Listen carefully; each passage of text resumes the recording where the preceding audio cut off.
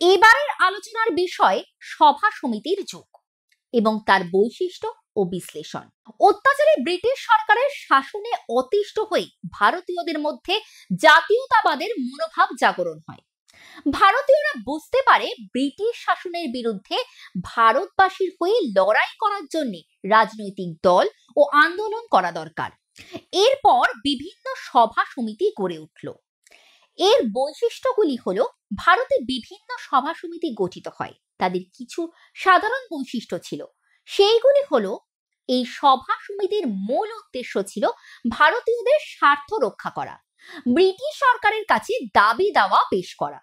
সমাজের উচ্চবিত্ত ও শিক্ষিতরাই এই সংগঠনের সদস্য ছিলেন। এই রাজনৈতিক দলগুলি সাধারণ ও দরিদ্র শ্রেণীর মানুষের ওপর কোনো প্রভাব ফেলতে পারেনি। এদের রাজনৈতিক কার্যকলাপের গতি ছিল অত্যন্ত মন্থর। 19 শতকে বাংলায় প্রথম রাজনৈতিক দলের সূচনা হয়। তারপর সমগ্র ভারতবর্ষে বিভিন্ন রাজ্যে বিভিন্ন রাজনৈতিক দল তৈরি হয়। ভারত সভা 1876 খ্রিস্টাব্দে গঠিত হয়। তারপর এই রাজনৈতিক দলের কার্যকলাপ বৃদ্ধি পায়। বিভিন্ন সভা সমিতি সম্পর্কে জেনে নেব। 1836 খ্রিস্টাব্দে কলকাতায় বঙ্গভাষা প্রকাশিকা সভা নামে প্রথম রাজনৈতিক সংগঠন স্থাপিত হয়। এরপর জমিদার সভা, হিন্দু মেলা, ভারত সভা ইত্যাদি রাজনৈতিক সংগঠনের পর জাতীয় কংগ্রেস 1885 খ্রিস্টাব্দে স্থাপিত হয়।